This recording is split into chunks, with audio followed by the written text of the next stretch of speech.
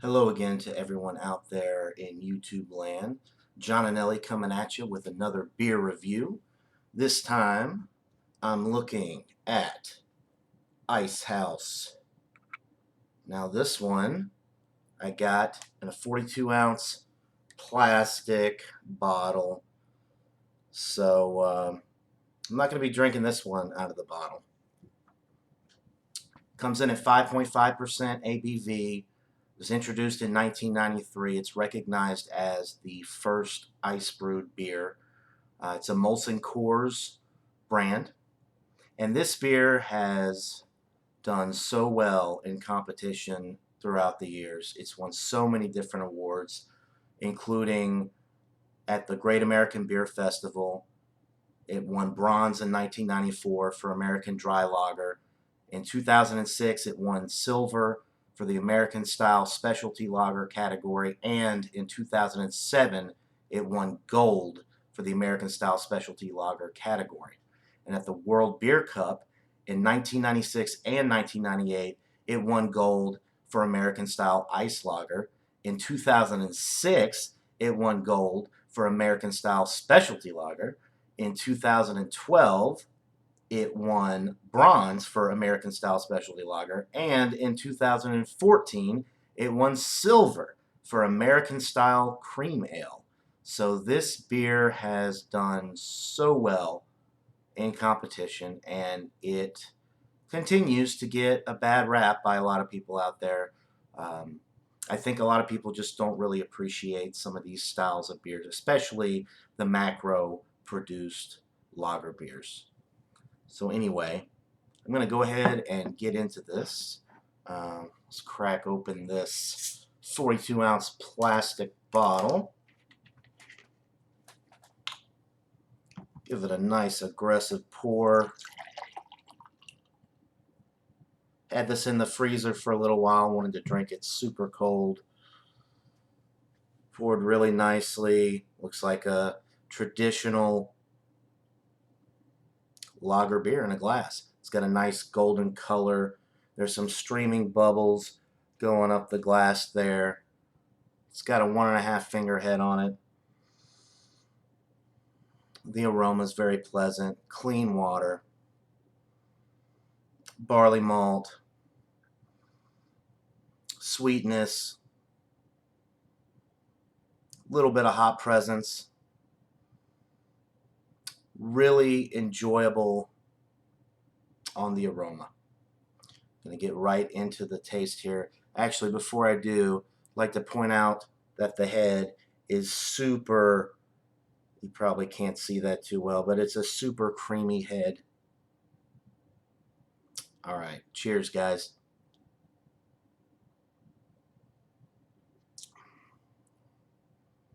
Wow. Wow. It's good. It's better than I remember it. They did change the recipe. In 2017, they elevated the alcohol content up to 6.9% ABV. And I did like the 6.9% version. And I think I've even said in the past that I prefer the 6.9% version. But I guess it had just been so long since I had drank the Icehouse 5.5% that I was completely wrong.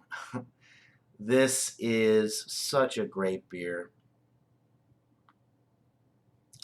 But I did enjoy the 6.9% while it was available. It would be nice if they would bring it back and offer both. You could have Icehouse 5.5 and then Icehouse Plus or Icehouse Extra Bold or something. Because there is the Icehouse Edge, which is 8%. And that one is pretty harsh. The alcohol's not masked too well with that 8%.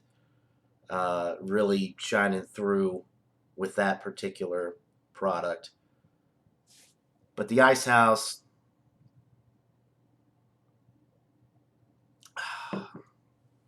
it's sweet, it's light. You get some grain husk. It's got some good prickly carbonation. It's got some rich, bready qualities to it as well, which you get a lot with American adjunct lagers. It's crisp, it's clean, it's refreshing. It has a super dry finish. It makes you want to go right in for another sip.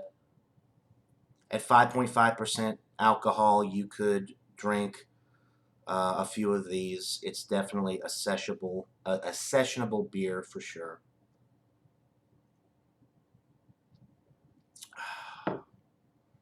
This is the standard, I guess, to which other ice beers are compared. This and Bud Ice, I think, are the two big ones. You know, if you can compete with Bud Ice and Icehouse, you're doing something right.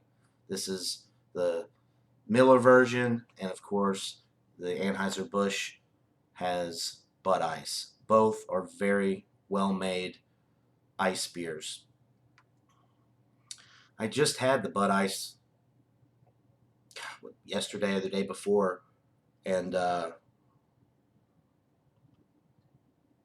this one I think is actually a little bit better than Bud Ice.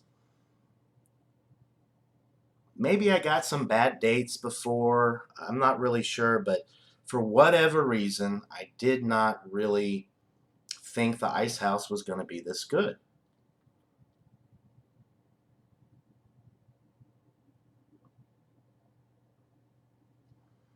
Hmm. I'm trying to see if there's a date on here. Okay, there is. June 18th, 2018. So we're still within the freshness date. You got the brown bottle, so you don't have to worry about light spoiling the beer. Although I've heard that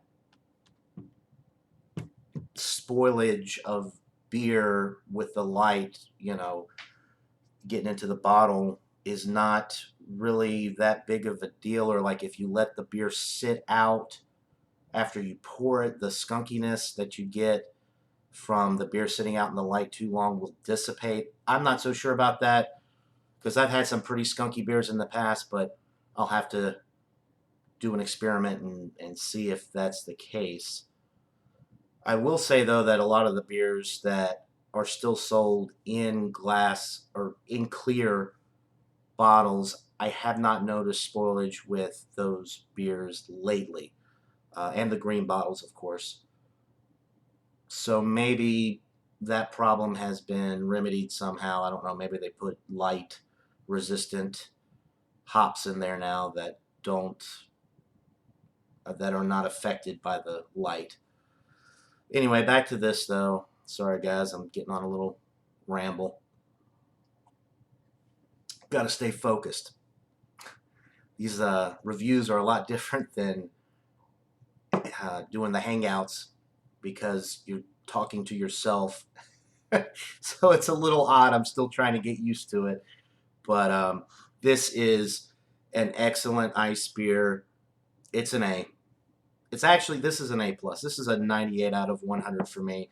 And yes, it's another great super high review from me. So I don't know. If you want me to start giving out some bad scores, I'll have to maybe find some camo black ice or something. But I can't even get that here. Most of the stuff that I drink, I really enjoy, including the Icehouse. This is a 98 out of 100 for the style. It's done very well in competition. It's held up. So how can you knock it? Once again, I don't understand some of the really terrible scores. I think that people like to hate on macro beers, and a lot of people just don't like American adjunct lagers.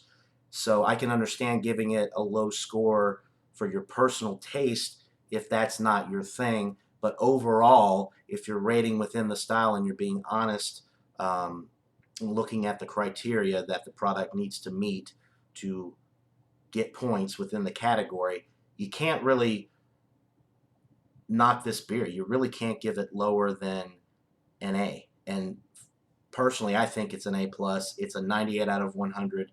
And I'll go ahead and end it there, guys. I'm gonna really enjoy drinking this 42-ounce bottle over the next couple of hours. So until next time, guys, cheers.